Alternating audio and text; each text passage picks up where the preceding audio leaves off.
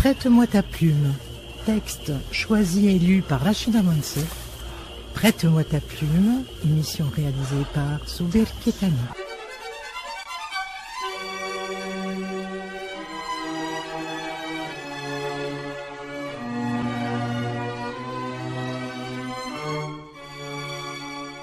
Prête-moi ta plume.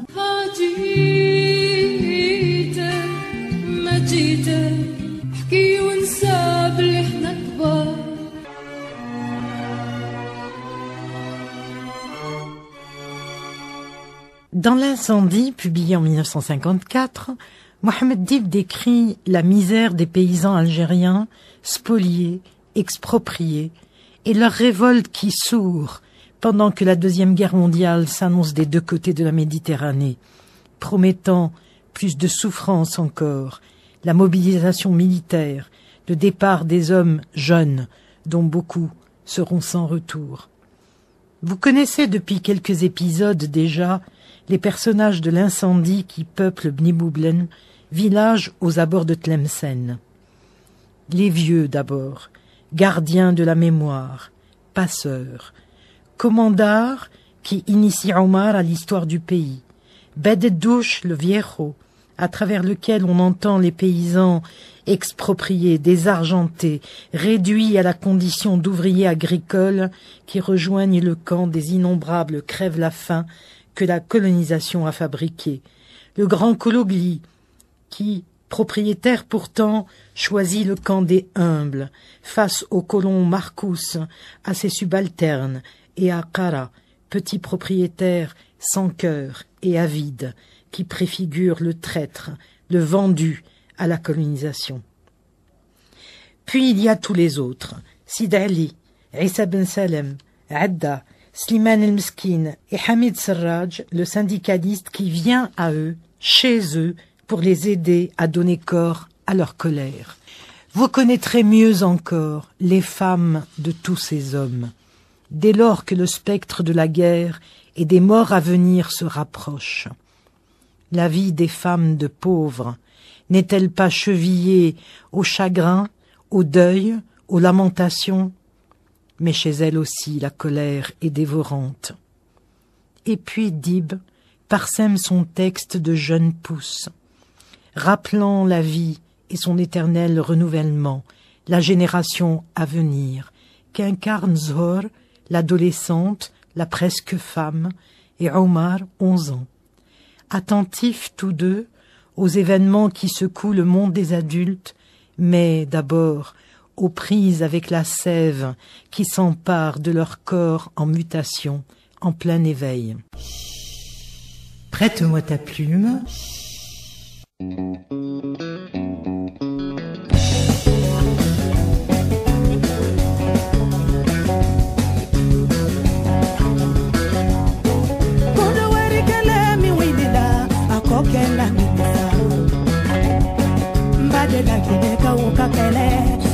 Kela nimesa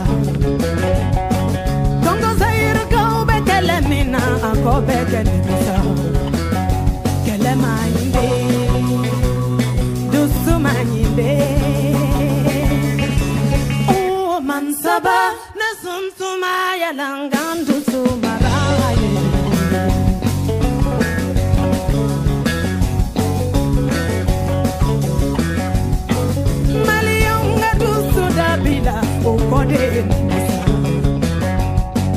Nyone nini nyombo nyabali akode nisa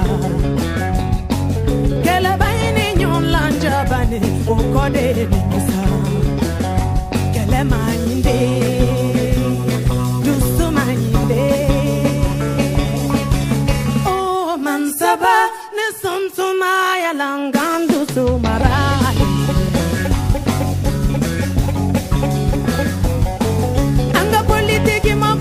Bembali atefa mude Bembali akumana ke na kolokoe atefa mude Bembali akumana ke joyoro koe atefa mude Combine fratricide Bonnes intentions destructrices Accablé le grand Mali Chavir assise altérée, arrimage brisé. Le flot de mes larmes s'emballe. Ardente est ma peine. Mais dans mes veines d'afro-progressiste, le sang bambara chargé d'espoir brûle. À contre-jour, mon hardiesse persiste. À contre-courant, mes convictions résistent. Je crois en la sagesse et l'intégrité, l'assurance, la dignité et l'humilité, grandissant dans le cœur de mes enfants. Par la justesse de leurs actes, par leur union et leur constance, connivence et respect mutuel, ils te soulageront des mots qui te rongent.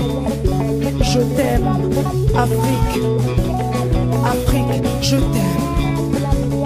Quelle est ma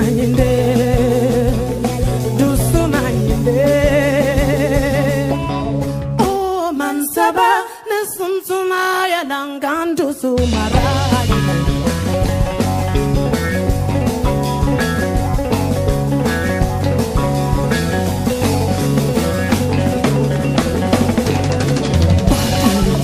Wounded Africa, why do you keep the rule of the beautiful naive deceived? Yet my faith doesn't know failure, more intense than ever. My faith doesn't know failure. I love you, beautiful Africa, Afrique, je t'aime.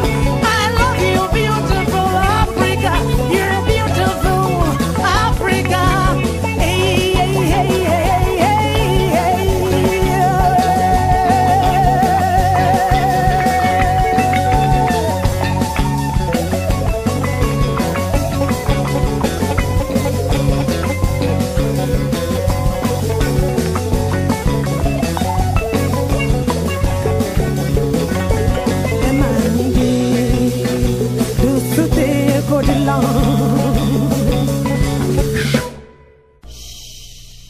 Prête-moi ta plume. Il lui souleva la robe autant qu'il put, jusqu'à ce qu'il vit apparaître le renflement des seins. L'image d'un cheval traversa brusquement son esprit à la vue du ventre nu de Zohor, un cheval somptueux, de nature mystérieuse et quelque peu funeste. Mais c'était un animal qui lui permettait tous les espoirs. La jeune fille ne fit aucun geste. Elle livrait son corps poli à la lumière. Omar était agité, déchiré. La blancheur glacée de cette chair était chaude et douce en dessous. Avant qu'elle n'eût le temps de s'en apercevoir, il enfuit sous sa chemise un petit morceau d'étoffe blanche qu'il découvrit sur elle et qui ressemblait à un animal. Avant qu'elle n'eût le temps de s'en apercevoir, il enfuit sous sa chemise un petit morceau d'étoffe blanche qu'il découvrit sur elle et qui ressemblait à un animal vivant dont il sentait la chaleur. Il restait agenouillé, étourdi et haletant un peu devant le corps étendu de Zohor. Il la regardait depuis quelques minutes, s'abandonner à cette force dévorante qui pénétrait si avant en lui et contre laquelle il se trouvait sans défense. Il ne pouvait rien contre cela. Zohor, couchée sur le dos, ne bougeait pas plus que si elle s'était endormie. Seules ses jambes redressées allaient et venaient de gauche à droite, puis de droite à gauche, écartées, dans un mouvement qui devenait de plus en plus lent à mesure que le temps s'écoulait. La touffe laineuse et noire qui recouvrait le bas de son ventre disparaissait et réapparaissait par intermittence. Une peine muette lancinait l'enfant. Il contemplait le ventre nu de Zohor.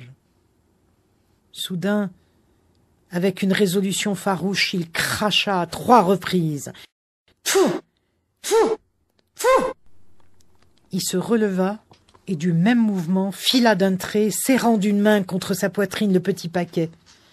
Il s'enfuyait sur le sentier, vivement illuminé par le soleil, comme s'il eût couru sur une corde tendue. Il s'éloignait avec une vitesse de plus en plus accrue. « Quel fou !» dit Zohar à haute voix. « Il court comme s'il était devenu subitement fou. Il va penser que sur toute la terre, il ne se trouvera pas un seul endroit où il puisse se mettre. » Elle rit silencieusement. Ses regards traversaient la voûte de verdure qui frissonnait autour d'elle. Elle voyait le ciel mélangé de blanc. Zohar restait couché, la tête au bord de l'eau, le corps toujours nu jusqu'au sein, sous la lumière crue et le feuillage agité. Un long moment s'écoula ainsi. Dans ses yeux se lisait maintenant une sorte d'étonnement. Elle dormait, les yeux grands ouverts, portés sur un fleuve lumineux et invincible. Puis lentement elle étendit le bras. Sa main, plongée dans l'eau, ressortit pleine d'une boue noirâtre et fine qui s'égoutta entre ses doigts. Ce qui en reste, Zohar l'appliqua contre sa peau et s'en frotta avec beaucoup de soin. Elle pêcha d'autres poignées de vase qu'elle laissa couler sur elle, continua de se frotter avec la même attention concentrée. Finalement, elle se leva et du même coup fit voler sa tunique par-dessus sa tête. À présent, entièrement nue, elle pénétrait dans la source. Ses pieds attirés par le sable, Zohar entra plus en avant. Ses cuisses, ses hanches, son ventre furent entourés d'une pression glacée et subite. Elle se lava de la boue en se frottant légèrement le corps frissonnante. Elle prenait l'eau dans le creux de la main et la jetait sur ses épaules. Quand l'eau finit par s'écouler de son corps, aussi pure que celle de la source, elle sortit claquant des dents. Elle fit retomber sur elle sa robe qui l'enveloppa entièrement. Elle remplit d'eau un bidon à lait et quitta la source. Omar courait toujours à travers les champs horizontaux qui battaient devant ses yeux comme des oriflammes. Le corps et son ombre couraient ensemble.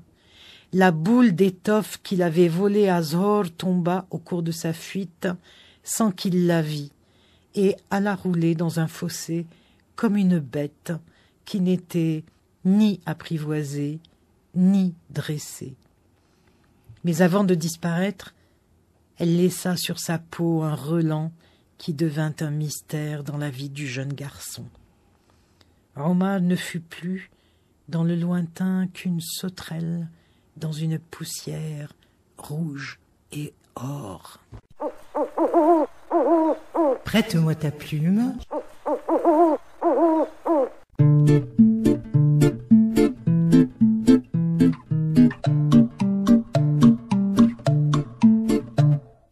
Viens là, mademoiselle, laisse-moi le temps de me présenter. Je suis sérieux et fidèle. Il me faut wahda qui m'anti ou qatli, je m'en fous de ta gentillesse. ماشي موالفة بالأمور والحب. Mais si tu as une jolie caisse, خدمة وفي الأرواح تخطب. خلاص فهمت العقلية، اتبعي المادة والحديد، ما كان له تفريم عليا. واجي نعلم لك تمرميد، نسي الخرجة تاع النيل والركبة في الإبيزا. حبسينا هادت مهبيل، سقمي روحك يا العزيزة. قصدك بالحلة مدرينا من فصا ولي، راسودي ما مرفوع وشانودي ما علي. أختك بالحلة مدرينا من فصا ولي، راسودي ما مرفوع وشانودي ما علي. راسودي ما مرفوع وشانودي ما علي.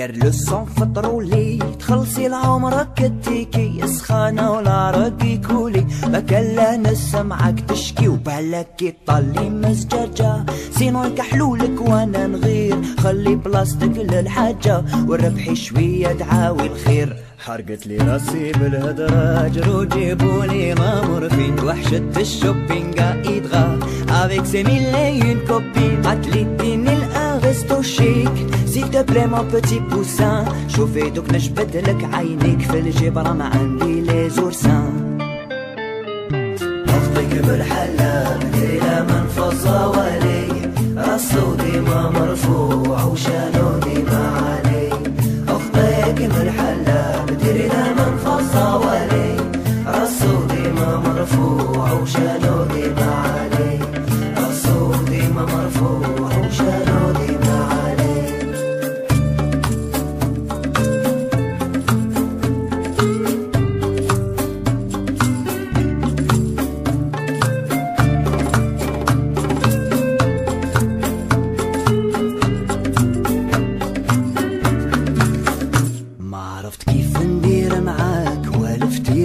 فانزيان واش بيجد يمت يماك مشينا نديك عند اللبان مون باسي يا ماما ماجيك وهضرت لها للمارياج حكمتها القنطة ولا بانيك رجعت فيروسي سوفاج مي جوست ابري كيلكو جور قالتلي نحبك ونهواك طحتي في الشبكة مون امور ودوراني نجي نشوف باباك رحت لعندو قال لي مبروك تهلا في بنتي يا البوبون وادعي يماك اختك وخوك فواياج دو نص التيميمون اختك مرحلة مدينة منفصة ولي راسو ديما مرفوع وشانو ديما علي اختك مرحلة مدينة منفصة ولي راسو ديما مرفوع وشانو ديما علي راسو ديما مرفوع وشانو ديما علي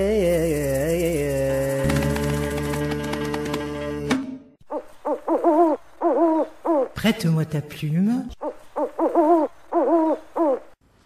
L'été 1939 s'étira à n'en plus finir.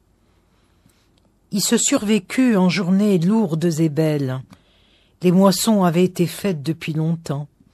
Les terres demeuraient nues, couvertes de chaume, les chairs brunes des champs se craquelaient. On ne cultivait à cette époque des légumes que là où le sol était irrigable. En attendant le changement de saison, on estimait les revenus.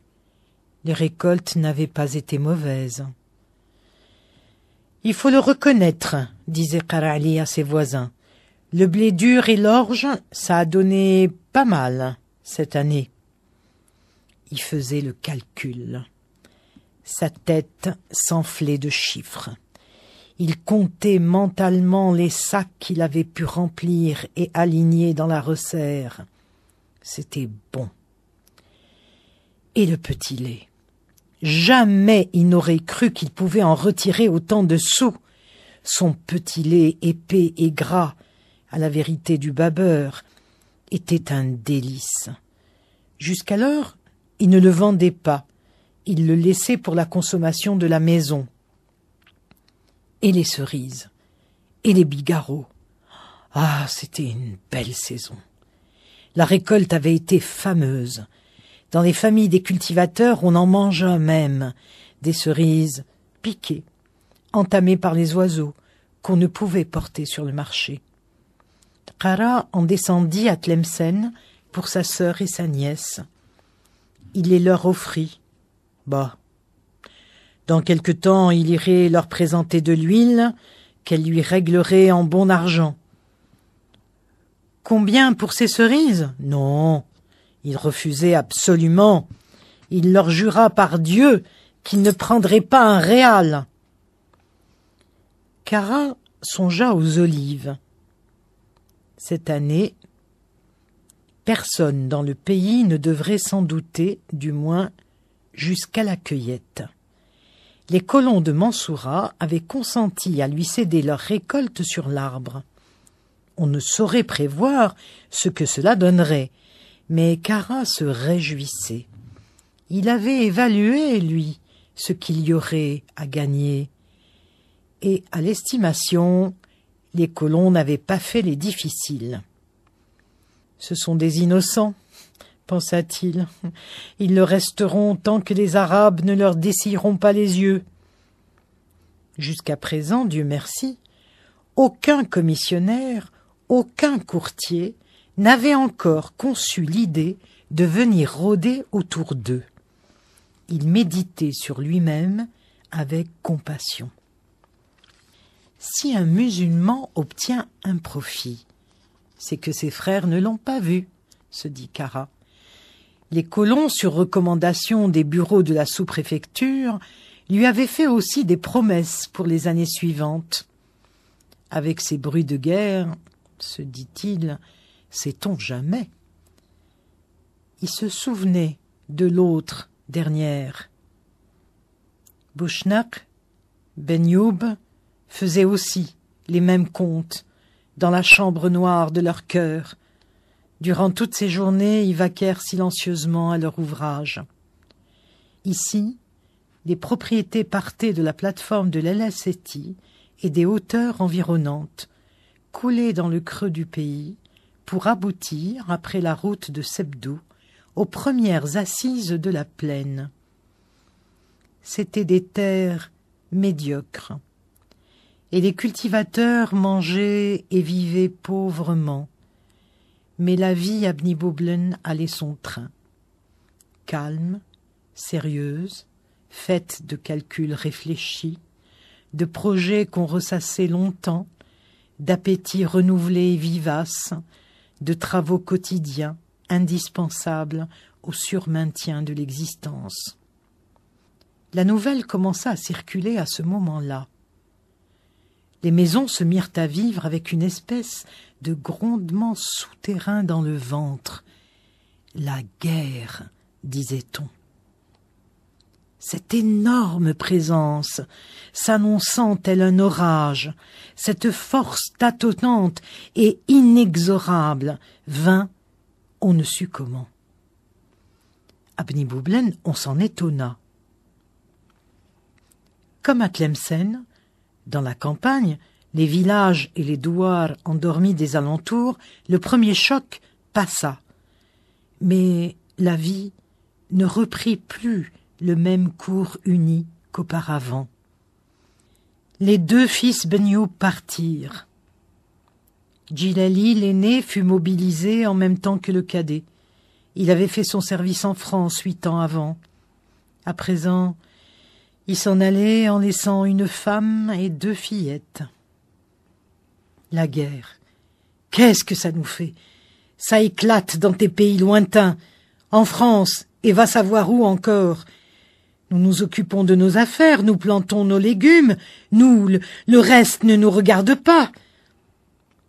Il disait ça à Bni Boublen le Haut. Quelques-uns parlèrent aussi des arrestations, et ceux qui croyaient mieux comprendre les événements avancèrent qu'il eût fallu y voir un présage. « C'en est une comme les autres, » dit Kara à sa femme. « Il y a des guerres depuis que le monde est monde, et il y en aura tant qu'il restera des hommes sur la face de la terre. »« Pourquoi ?» répondit-elle. « Dieu n'a pas pitié de ses créatures ?» L'homme ne comprit pas. Qu'est-ce qui se passait dans le crâne de Mama? Qu'avait-elle à se préoccuper de ses affaires? « Femme, ce sont là choses qui te dépassent. »« Comment? Des enfants dans leur jeunesse, comme ton neveu, les fils Ben Youb, Khadir, Mohammed, c'est aller à une mort certaine. Et ne rien dire contre ça. Pour ce qui est de mon neveu, je suis content. Qu'il aille à la guerre, ça lui apprendra à vivre. Il pensera moins à se verser de l'huile dans les cheveux et à se promener tête nue dans des complets français. Vieux scorpion, pensa Mama. Des garçons qui pourraient être tes enfants vont se faire tuer. Tu as toujours envié les autres. Kara Ali avait franchi la 50aine. Maman n'avait pas encore atteint la moitié de son âge, 24 ans. Elle resta silencieuse. Son mari poursuivit. « Je te répète que ces choses te dépassent et nous dépassent. Dieu seul en a la pleine connaissance. C'est quelque chose de plus grand que nous. » L'impatience montait insensiblement en lui, mais il se contenait. Alors, maman d'une voix aiguë et tremblante. « Dieu n'a pas dit « Tuez-vous les uns les autres !» Regarde, Dieu n'a peut-être pas dit ça, mais il y a des hommes qui nous gouvernent, ils savent ce qu'ils font. Ceux qui nous gouvernent ne sont pas justes. On te mettra à leur place, il ricana. On te mettra à leur place et tu diras aux gens ce qu'il faut faire. Maman devint sérieuse. Elle n'admettait pas qu'il se moquât d'elle. Je ne suis qu'une faible femme. Je n'ai pas la prétention de prendre la place de qui que ce soit. Mais je dis que l'autorité qui agit ainsi n'est pas juste. Et c'est vous, les hommes, qui devriez avoir honte, si vous aviez un brin d'honneur, d'accepter ça. Voilà comment ils sont. Une femme parle, ils se gaussent. Eux, ils ont toujours raison. Pourtant, la raison n'est pas toujours de leur côté. Mais ils sont des hommes, et ça suffit. L'ayant longuement dévisagé, Qara articula. Tes paroles n'ajoutent ni ne retranchent rien à rien. Cette phrase fut prononcée avec indifférence. Tout ça, sans importance, ajouta-t-il. Pourquoi? Dieu nous a créés pour rester bouche cousue? Parce que tu ne sais pas ce que tu dis.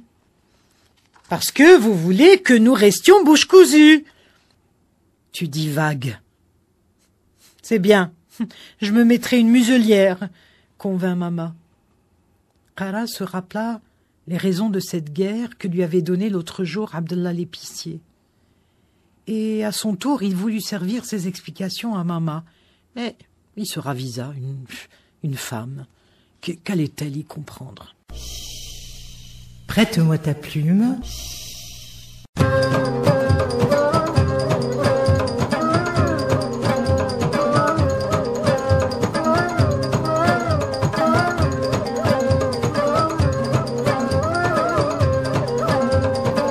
Alhamdulillah, ma sant Yàlla la bi ma wanalee Cheikh Ahmadou Bamba ci jile waay su feeñu toon Mbàkke l'islam bi di te ko ndaw gàcce képp ku daan liggéeyal diine nasran bi rey la na far la génne na xasal l'islam de moo doon seen yitte Cheikh Ahmadou Bamba moo leen far wàcce.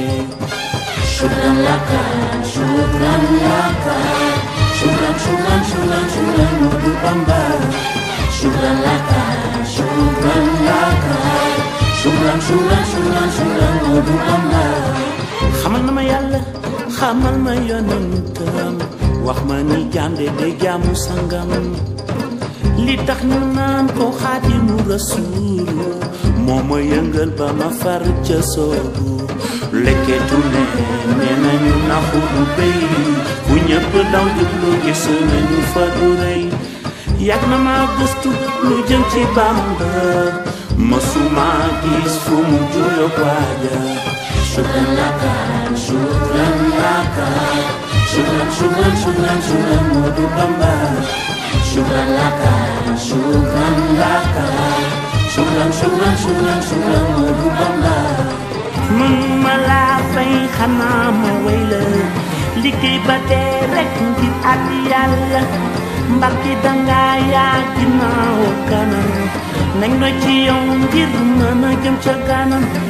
Mënuma laa fay xanaa ma wéy la liggéey ba dee rek ngir at Yàlla Mbàkke danga yaa ginnaaw kanam nañ roy ci yow ngir mën a jëm ca kanam soo déggee ma naan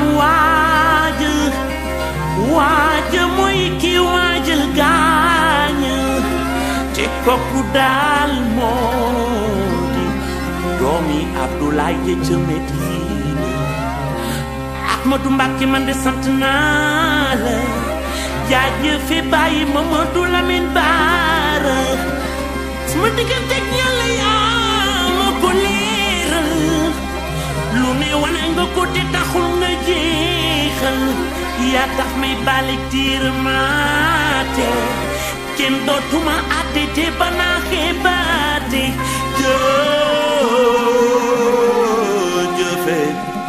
jaajëfe bàyyi sëñ Saliou sëñ Moutala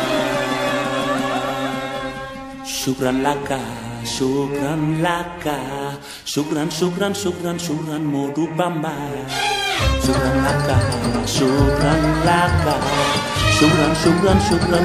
Modou Bamba mënuma laa fay xanaa ma way la liggéey ba dee rek ngir àtte Yàlla Mbàkke dangaa yaa ginnaaw kanam nañ roy ci yow ngir mën a jëm ca kanam mënuma laa fay xanaa ma way la liggéey ba dee rek ngir àtte Yàlla Mbàkke dangaa yaa ginnaaw kanam nañ roy ci yow ngir mën a jëm ca kanam Ahmadou Mbacké man de sant naa la jaajëfe bàyyi Mamadou Lamine Bara sama diggante Yàlla yaa ma ko leeral lu ne wane nga ko te taxul nga jeexal yaa tax may balik diir maate kenn dootuma àtte te banaa xeebaate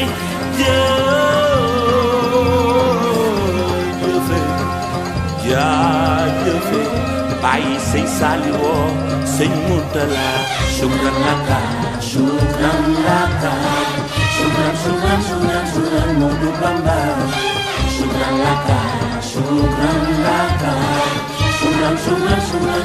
Modou Bamba mënuma laa fay xanaa mooy la liggéey ba dee rek ngir àtte Yàlla ak i dangaa yaa ginnaaw nañ ko ci yow ngir mën a jëm ca kanam mënuma laa fay xanaa mooy la liggéey ba dee rek ngir àtte Yàlla ak i dangaa yaa ginnaaw nañ ko ci yow ngir mën a jëm ca kanam yaa tax may baale ci yow nañ ko ci yow ngir mën a jëm ca kanam. Prête-moi ta plume. Le jour où Djilali Ben Youb reçut sa feuille de route, son épouse revêtit le deuil. Comme elle, sa mère se couvrit d'une robe marron.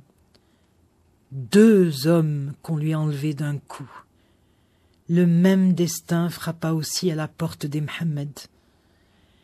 Les femmes poussèrent dans les 2 maisons de longues lamentations, pleurèrent en s'appliquant de grandes claques sur les cuisses. Leurs clameurs déchirèrent les montagnes de leur écho, et les gens connurent le malheur. Les hommes, pendant que leurs femmes hurlaient et se frappaient la poitrine, se rassemblaient dehors. Ils se tenaient à croupe-ton, sans rien dire, sur une aire de terre battue, entourant les habitations. Qara était venu se joindre à ses voisins. Il se plaça au centre du groupe. Il examina les uns et les autres, sans émettre une seule parole. Lui aussi s'accroupit au pied d'un jujubier. Ce désespoir des femmes! Il ne cessait de soupirer. De temps en temps, il jetait des regards sur la compagnie, tandis qu'une vague commisération, ne s'attachant à rien de précis, l'envahissait. Des gars pleins de force et de vie partaient. En fait, cela ne le préoccupait guère. Il songeait à autre chose. Sa pensée se tendait avec la lourdeur d'un bœuf. À présent, il pouvait dire qu'il avait des espoirs du côté des autorités. Comment en tirerait-il parti? Tout est là. Il ne le savait pas encore, il avait tout son temps. Ses voisins s'en doutaient-ils?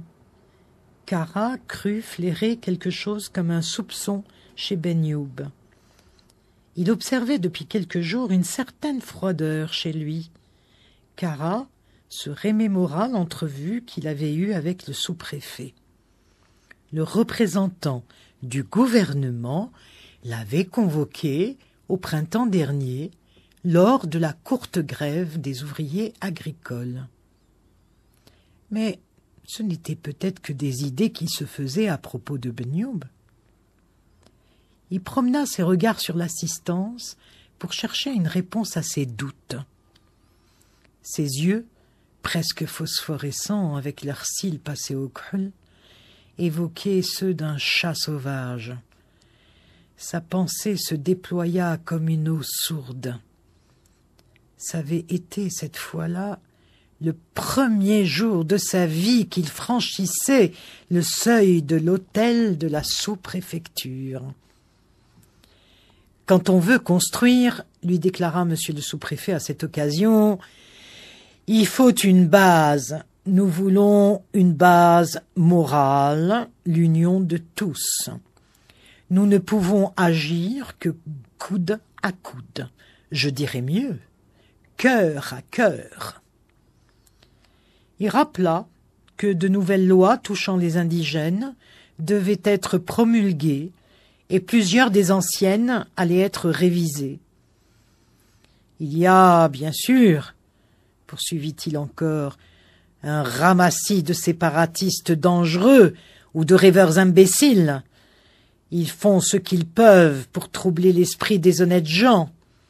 Il y a là une certaine malhonnêteté qui n'est pas belle. Et il se leva. Il remercia Kara de l'aide qu'il apportait aux autorités. Sans nos efforts et ceux de nos amis, ce pays ne connaîtrait que le déficit et la ruine. Le sous-préfet tendit une main par-dessus l'immense bureau qui les séparait. Kara put à peine lui toucher le bout des doigts.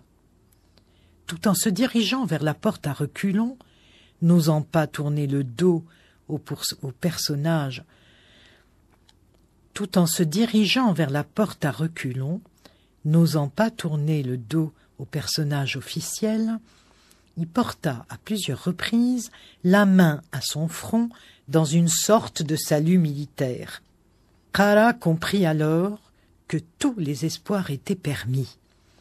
Il le savait d'ailleurs dès l'instant où il avait formé le dessein de mettre les autorités au courant des activités de cette insolente bande de flahs qui, avec Hamid Serraj, s'apprêtait à provoquer des troubles. Cette révélation faisait doucement, obscurément, son chemin en lui. Une source de lave ignorée dans les ténèbres. Il attendit pour réfléchir plus sérieusement encore à la question.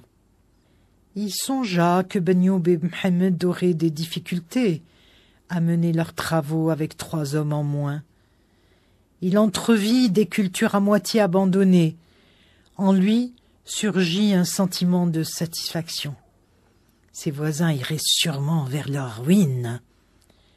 Lui, pendant ce temps, il œuvrerait dur. Il pensa aux 2 lourdes vaches françaises que possédait Ben Youb. Il les lui envia. Les 3 bêtes qu'il avait faisaient piètre figure à côté d'elles. Étiques, les flancs creusés, semblables à des veaux mal nourris, toutes les 3 ne donnaient pas le tiers du lait que Ben Youb obtenait d'une des siennes. Sans compter les temps où, au surplus, ces saletés de bêtes étaient sèches. Il haïssait Ben Youb, parce qu'il n'y avait pas longtemps, mais ça c'était une autre histoire. Kara jura en lui-même et devint dur comme du fer. « Il faut que j'en ai une au moins comme celle-là. » Mama pleura avec les femmes. « Laisse. Mon cœur est plein à déborder, dit-elle à la vieille Thomas qui essayait de la calmer. J'ai besoin de pleurer. Tu es jeune, ma petite. Tu n'as perdu personne, toi. Chasse le malin de ta pensée. Je pleure sur moi et sur ma vie. Les femmes de la maison geignaient tout bas, exhalant des plaintes de bêtes blessées. Elles avaient des voix rauques et le visage lacéré à coups d'ongles. Des pleureuses étaient venues dans l'après-midi. « Qu'une meule te broie !» proférait-elle avec un accent monotone. « Maudit sois-tu entre tous, toi qui fais pleurer les femmes et leurs enfants, qui tues les maris, que tu pleures toi aussi des larmes de sang, que tes yeux fondent à force de pleurer, que le malheur retombe sur toi seul, et que la pointe du feu traverse ta chair, et que tu ne trouves aucune main fraternelle pour te secourir. Sur toi tombe toute la haine des hommes. » Plusieurs d'entre elles ponctuèrent leurs imprécations par de grands cris « Haï, haï, haï, haï, haï, haï » en redoublant les coups sur leur poitrine. Safia, la mère des deux garçons, lança alors la stridente lamentation de la mort. Ah!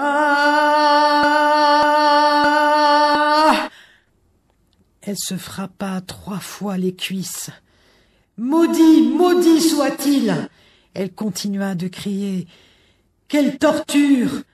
Mon cœur est en cendres !» Une douleur séculaire s'éveilla dans le cœur des femmes. Elles se mirent toutes à sangloter, même celles qui n'avaient ni fils ni mari mobilisés. Elles se tournèrent vers Safia pour pleurer. Une fois de plus, le cri de Safia s'éleva. « Mes fils, ils les ont emmenés !» Elle recommença à se battre les cuisses, les bras, se déchirer le visage.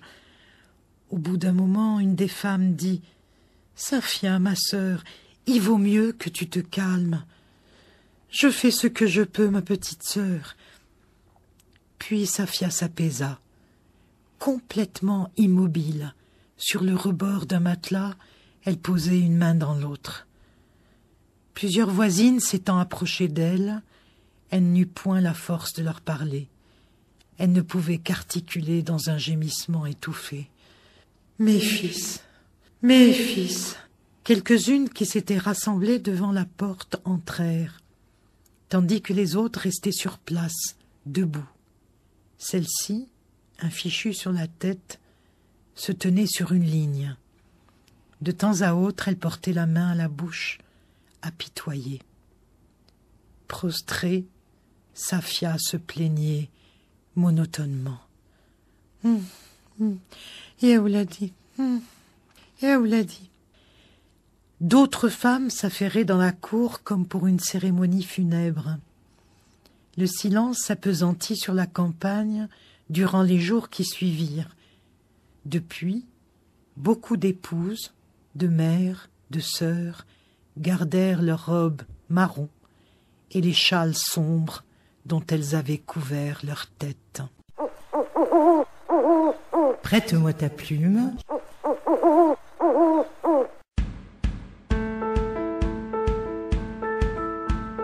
De ma fenêtre, je vois des lumières, des bateaux sur la mer lors de ma prière.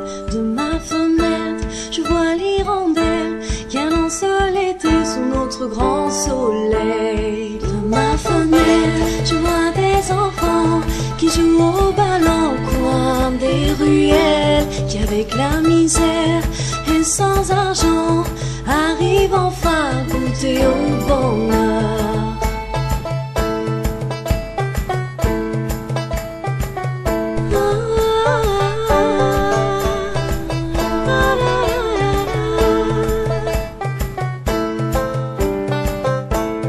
De ma qui se marrent l'air insouciant, des jeunes licenciés sur des trottoirs, adossés à leurs murs qui se voient mendiants. De ma fenêtre, j'entends des bagarres, des feux, des klaxons, des chauffeurs effrénés, des chuchotements sur la fille d'à côté, cassés par des cris et des rires d'enfants. De ma fenêtre, des jeunes dans le noir se donnaient la mort, criant désespoir sur les rochers, cachant leurs secrets, leurs pleurs et leurs peines d'être marginalisés.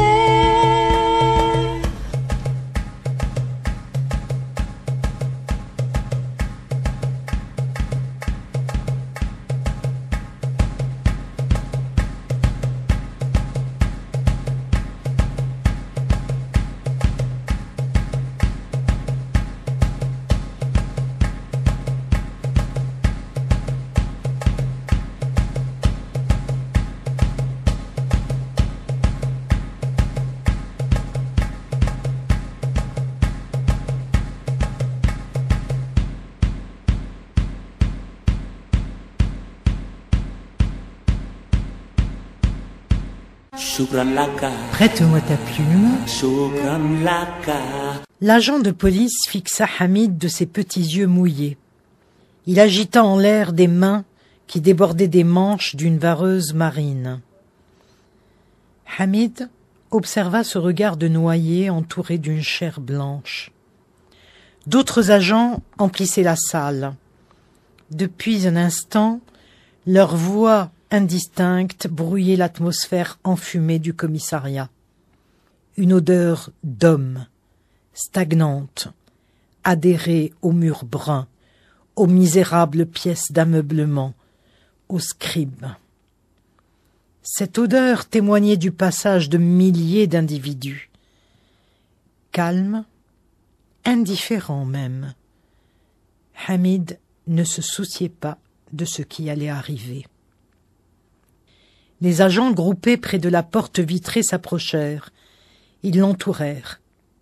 Il en vint d'autres du fond de la salle. Hamid vit le chiffre de l'agent. Pour le reste, il ne parut point s'apercevoir de sa présence. Bientôt, il fut encerclé par une quantité d'agents. Il en examina quelques-uns sortis de l'ombre. Il les reconnaissait, pour les avoir croisés plusieurs fois dans la rue. À cet instant, l'impression paralysante de certains rêves l'enveloppa.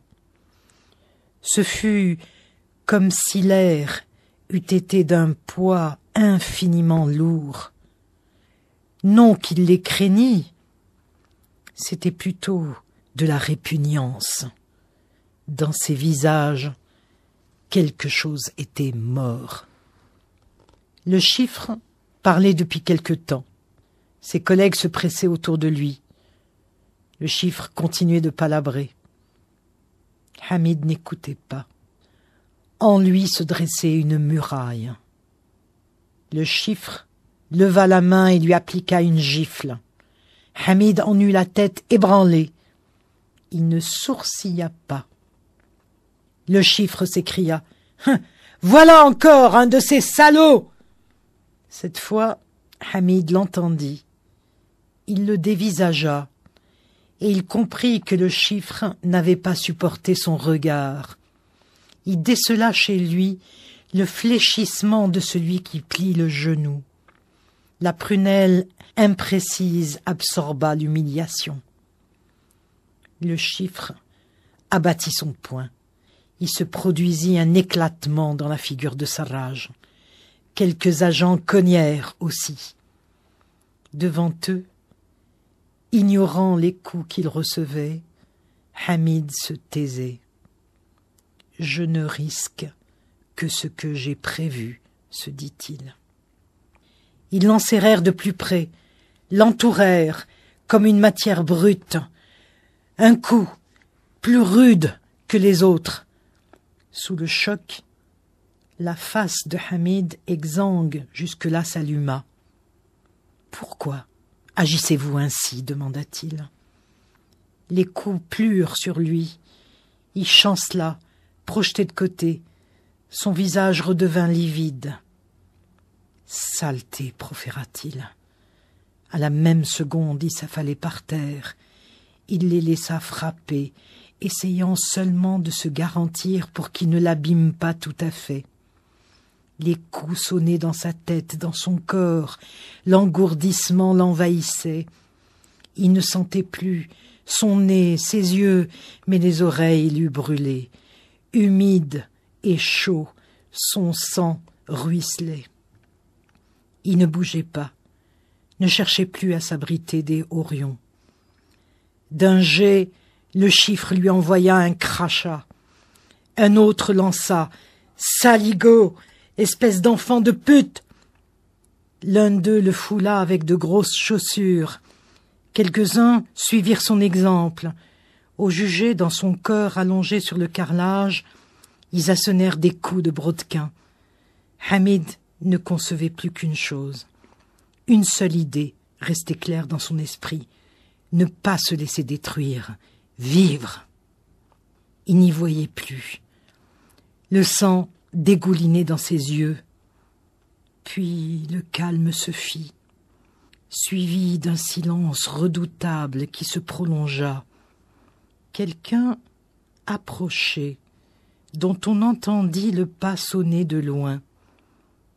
Hamid essaya d'entr'ouvrir les yeux, il n'y parvint qu'à peine, tant ses paupières étaient boursouflées. L'éclairage rougeâtre, qui paraissait insuffisant tout à l'heure, le blessait. Il distingua des bottines noires. Le commissaire, en uniforme. Son énorme stature domina Hamid. Elle se rapprocha encore davantage. Les fers des talons claquaient avec un son sec. Le groupe d'agents s'écarta. Ceux-ci considérèrent l'attitude de leur supérieur dans un mutisme total. Hamid se redressa, oscilla sur ses jambes. Il tenta d'enlever le sang qui lui recouvrait le visage en s'appuyant des deux mains. Le commissaire lui jeta un regard sans expression et continua son chemin.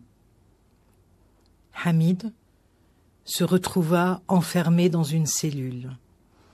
Il eut vivement envie de pisser.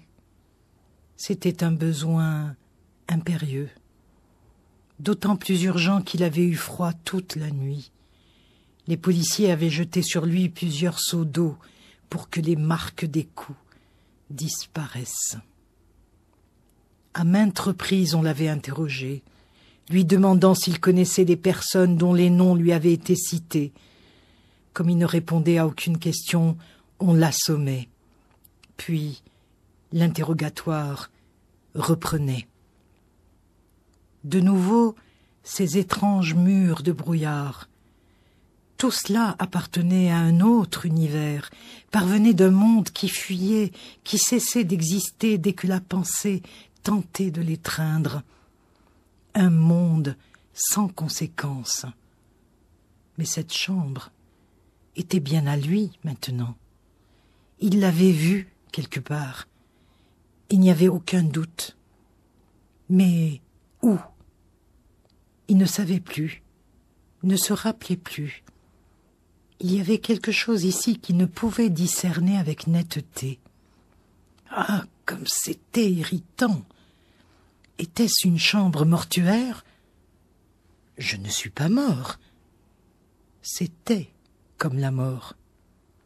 Toute la nuit, étendu dans des habits humides qui semblaient se rétrécir de plus en plus autour de lui. Comment échapper à ce cauchemar? Il la reconnaissait, cette chambre. Mais il y planait d'étranges vides, d'étranges espaces. Ah, cette chambre! N'essayez pas d'y pénétrer, de venir y voir. Elle est comme perdue à des centaines de toises sous terre. On ne peut pas aller plus loin, dans la profondeur. Il y avait aussi ces curieux murs blancs ou gris. Hamid en était sûr. Cette chambre ressemblait d'une façon inattendue à la sienne. Seulement, il ne se souvenait plus où il l'avait déjà vue. Ah, cette lancinante envie de pisser. Un formidable poids vous opprime et on ne peut presque pas bouger. On remue un peu. Le froid. On rêve qu'on est mort et on rit doucement. On remue encore un peu. Le froid du matin. On répète ça en riant. Le froid.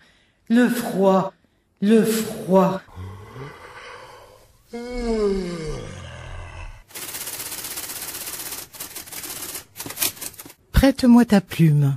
Texte choisi et lu par Rachida Monsef. Prête-moi ta plume, émission réalisée par Souber Ketani.